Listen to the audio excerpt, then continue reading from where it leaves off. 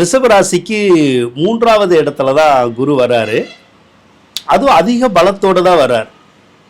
அப்போ ரிஷபராசிக்காரவங்களுக்கு ஒரு எதிர்பார்ப்பு இருக்கும்.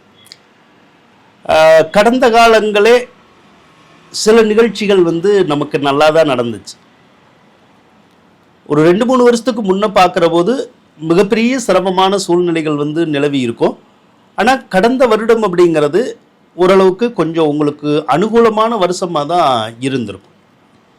இந்த வருடங்கள் கூட உங்களுக்கு அனுகூலமான வருடமாக தான் இருக்க போகுது. காரணம், குரு பயிற்சியாகி 3வது ராசிக்கு தான் போகுது. அப்போ 3வது ராசிங்கிறது முயற்சி ஸ்தானம். நம்ம எந்த காரியத்தையும் முயற்சி செய்யாமல் இருந்தால் முயற்சி செய்ய வைக்கும்.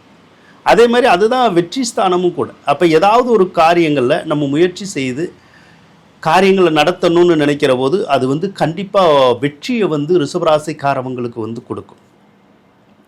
வாழ்க்கையில் வெற்றி அப்படிங்கிறது தான் முக்கியமான நிகழ்ச்சியே. ஏன்னா நம்ம எந்த காரியத்தை செய்கிற போதும் அது வெற்றி அடைஞ்சிச்சுனாலே நம்ம மனசில் சந்தோஷம் இருக்கும். அதே மாதிரி நிம்மதி இருக்கும். வாழ்க்கையில் நமக்கு தேவையே சந்தோஷமும் நிம்மதியும் தான். அப்போ அதிகமான சந்தோஷம், அதிகமான நிம்மதியை பெறப்போகிற ஒரு ராசி அப்படின்னு எடுத்துக்கிட்டால் அது ரிஷபராசியை சொல்லலாம். ரிஷபராசிக்காரவங்களுக்கு எடுத்த ஒரு காரியம் எடுத்த உடனேயே நடக்காமல் கொஞ்சம் தடங்கள் ஆகலாம். ஆனால் தடங்கள் ஆகி அடுத்து பார்த்தீங்கன்னா அந்த காரியம் நமக்கு வெற்றியை கொடுத்துருக்கும். இப்படி தான் கொடுக்கும் இன்னி ஒரு வருடத்துக்கு. அதே போல் சிலர் வீடு மாறணுன்னா மாறலாம், ஊர் மாறணுன்னா மாறலாம். ஒரு சிலர் நீண்ட காலமாக ஏதாவது சொத்துக்களை விற்கணும்னு நினச்சி விற்க முடியாமல் இருந்தால் கண்டிப்பாக சொத்துக்களை விற்கலாம்.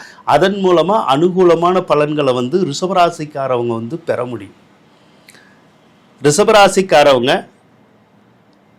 எப்பயுமே ஒரு முயற்சி அப்படிங்கிறது இருந்துக்கிட்டே இருக்கும். ஆனால் அதுக்கான சரியான பலன்கள் இதுவரைக்கும் கிடைக்காம இருந்தால் இப்போ அந்த சரியான பலன்கள் உங்களுக்கு கைக்கு கிடைக்குங்க.